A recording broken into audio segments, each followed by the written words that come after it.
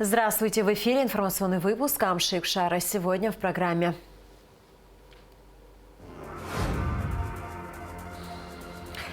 Президент Аслан Джани обсудил с членами правительства итоги рабочей поездки российской делегации во главе с заместителем министра экономразвития России Дмитрием Вольвачем в Абхазию. Народному писателю Абхазии, кавалеру ордена Ахтапша первой степени Алексею Гугу исполнилось 90 лет. В Центральной избирательной комиссии утверждены результаты выборов, прошедших в республике 12 марта. –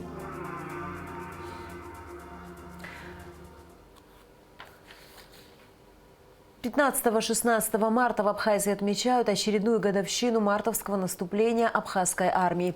Эта операция занимает особое место в истории Отечественной войны нашего народа. 29 лет назад бойцы Гумистинского фронта предприняли масштабное наступление для освобождения Сухума от грузинских оккупантов. 15 марта 1993 года абхазские соединения форсировали реку Гумиста и овладели стратегически важными высотами близ Сухума. Мотострелковые подразделения должны были при поддержке с воздуха и моря прорвать первый оборонительный рубеж противника и развить дальнейшее наступление по освобождению Сухума. Однако операция, начавшаяся в ночь с 15 на 16 марта, не имела успеха. После кровопролитных боев 17 и 18 марта абхазские части вынуждены были отойти на исходные позиции. Бойцы абхазской армии, прошедшие боевой путь от начала до конца, признаются, что мартовская операция по освобождению Сухума была самым тяжелым испытанием. В мартовских боях за столицу Абхазии погибли 222 бойца, несколько сотен получили ранения, 23 пропали без вести.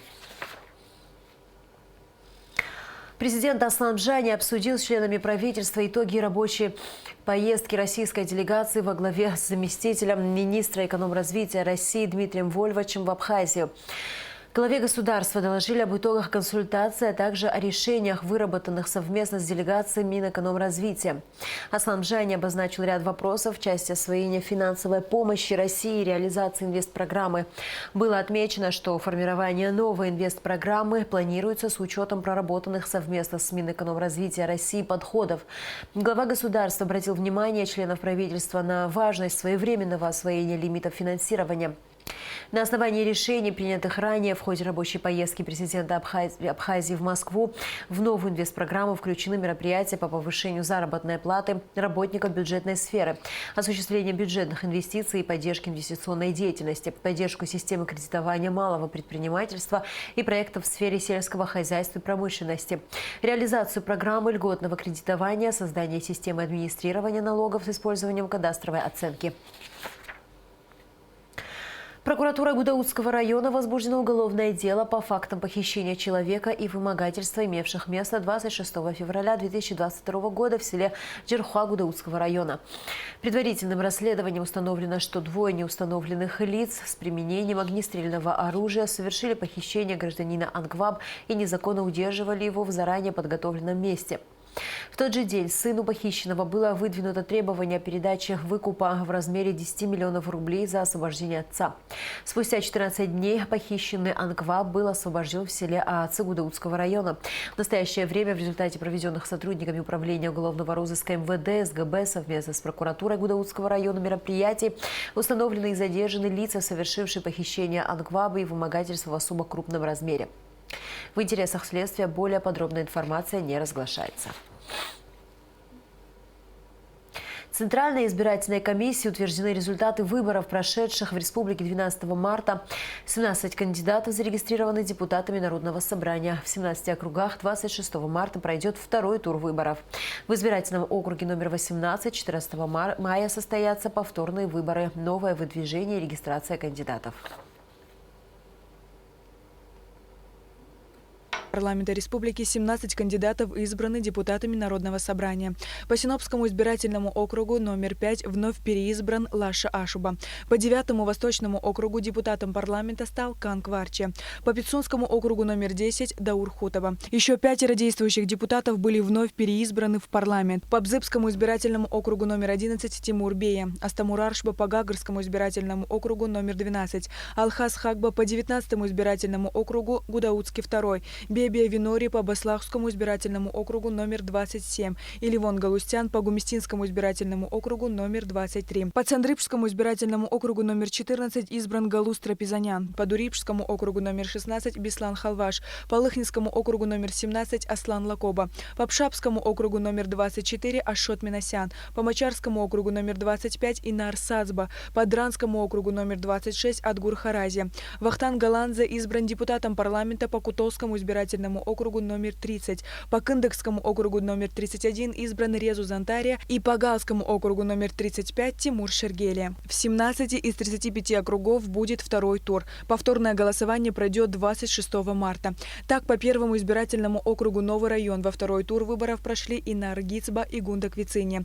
По второму избирательному округу Новый район Дмитрий Халбат и Астамур Герхеля. По третьему избирательному округу Старый поселок Нарсоу Салакая и Хына Думава. По четвертому избирательному округу Северный Батал Айба и Эрик Рыштуни. По шестому избирательному округу Центральный Рауль Лолуа и Дмитрий Маршани.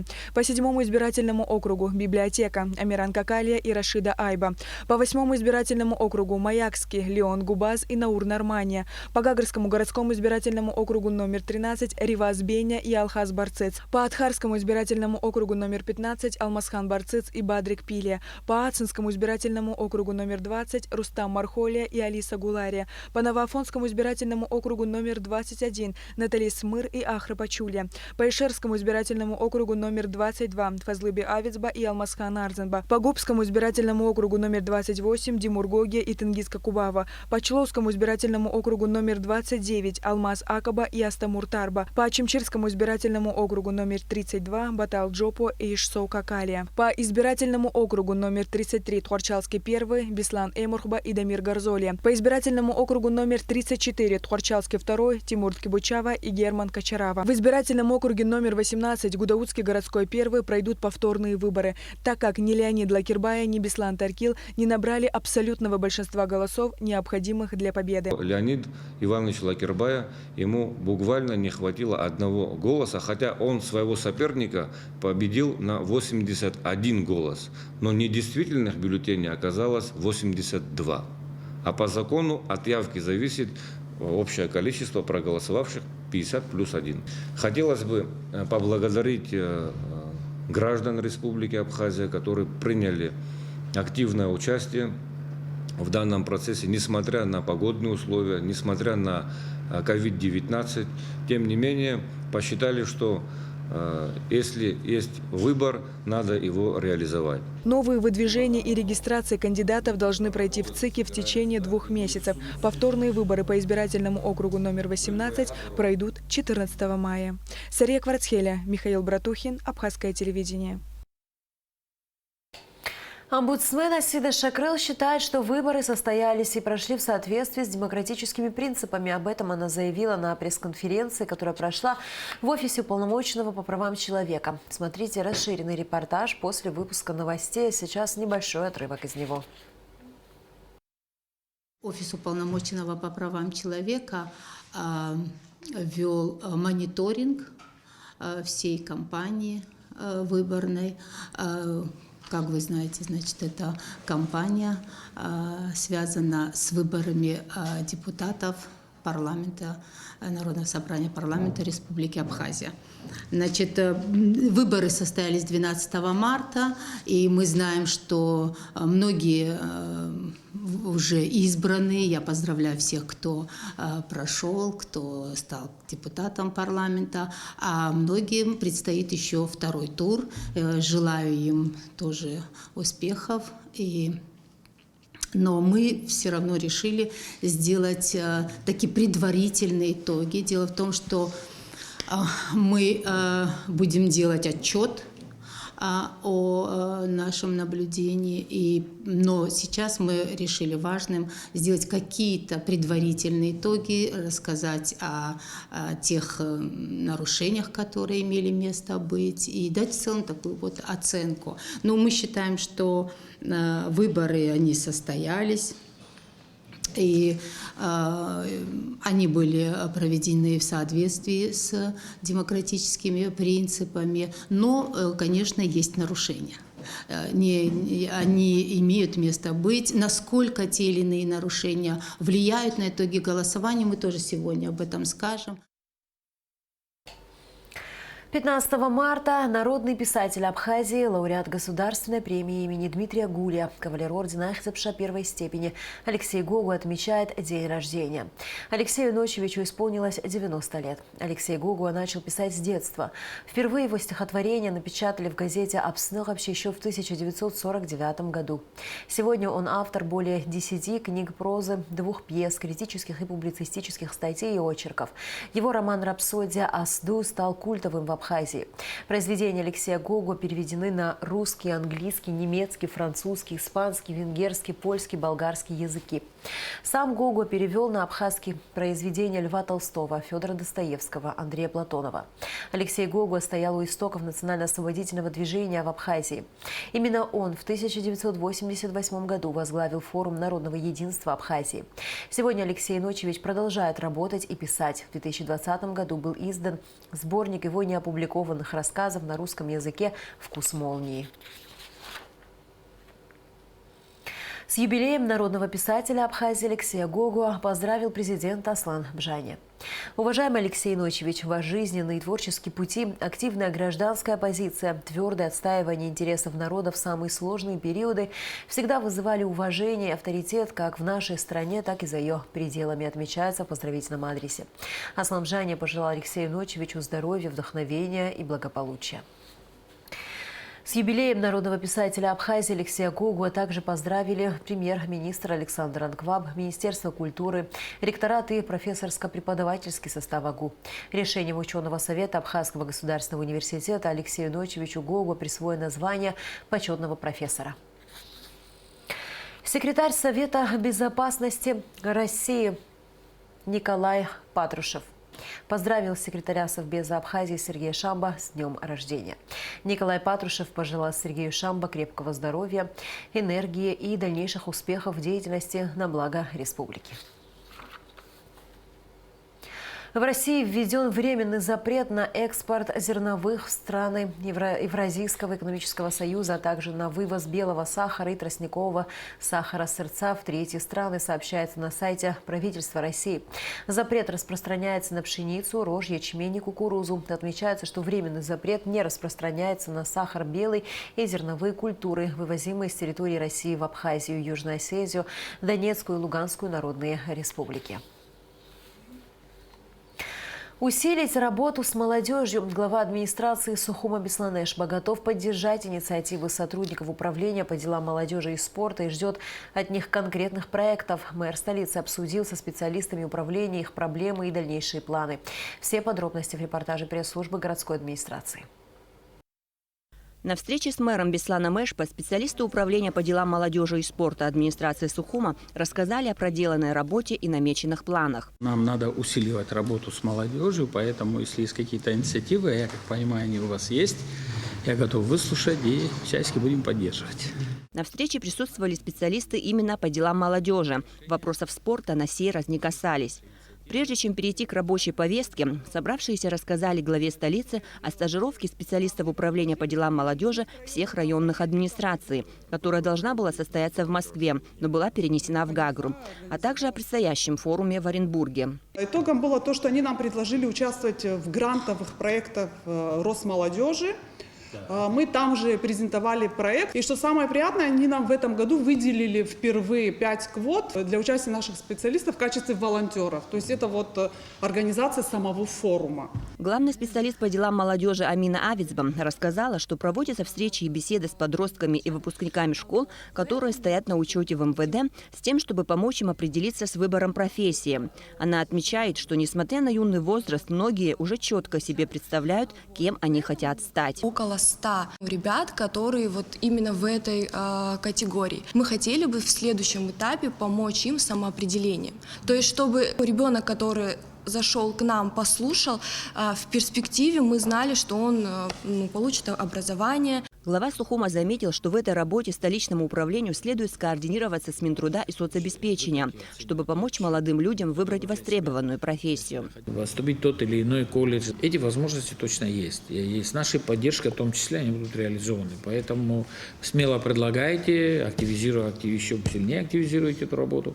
Мы в этом только ваши помощники. Да. Главный специалист отдела молодежи Тенгиз Шанава рассказал о взаимодействии управления с общественными организациями и о целесообразности развития волонтерского движения, которое не так давно зародилось в республике. Была возможность посотрудничать и с Сочинским университетом, это ресурсный центр волонтеров, где в рамках этой площадки был также проведен тренинг по социальному проектированию и проходил конкурс молодежных проектов, в котором делегация из Абхазии заняла первое место. Поддержка творческой молодежи в приоритете у столичного управления. Для молодых поэтов проводятся встречи. В виде поощрения их стихи выпускаются отдельной брошюрой. И в дальнейшем эта работа будет продолжена. Отмечалось, что в последнее время наблюдается увеличение числа молодых поэтов, пишущих на абхазском языке. Беслан Эшба посоветовал приглашать на встречи творческую интеллигенцию и профессиональных опытных творцов, чтобы они направили и подсказали тонкости ремесла начинающим поэтам. Чтобы в этих поэтических ваших вечерах участвовал наш союз писателей, которые на свой острый взгляд могут определить перспективных ребят. Они тоже, когда их увидят, кого-то похвалят, кому-то скажут, вот здесь надо тебе там подкрепиться, закрепиться, еще дополнительными знаниями. Вот это будет еще и дополнительным, наверное, стимулом. Специалисты управления озвучили проблему, существующую в современном мире и которая не обошла и Абхазию. Это засилие фейков. И для противостояния им и во избежание насаждения лжи и недостоверной информации предлагается создание платформы «Я за правду». Чтобы был создан свой такой портал, где была бы информация «Я за правду», где было бы разоблачение фейков. Глава администрации Сухума озвучил готовность поддержать инициативы Управления по делам молодежи, заметив, что ждет на рассмотрение конкретные проекты. Нам надо усилить работу по части молодежной политики, работы с молодежью и так далее. Вот, я готов взаимодействовать, находить время, встречаться. И ставьте передо мной тоже вопросы, я готов их решать. Все, что возможно будет решить, конечно, мы будем решать. Нам надо хотя бы те вещи, которые вы подняли сегодня, те вопросы, вокруг их провести серьезную работу и вовлекать побольше молодежи, чтобы у них был реальный выбор. Реальный выбор, во-первых, кем стать, как вы сказали, вот в вашей части поэтической, в вашей части волонтерства. В завершение, на просьбу специалистов управления о возобновлении проходивших ранее встреч молодежи с мэром, Беслан Эшба дал положительный ответ. Амра Амичба, Алексей Баструков, пресс-служба администрации города Сухум. И в завершении выпуска о погоде.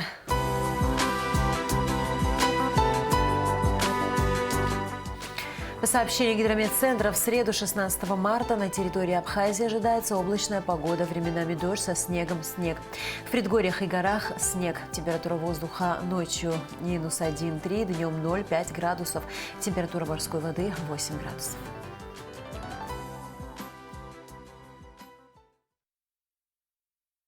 На этом наш выпуск завершен. До скорых встреч в эфире.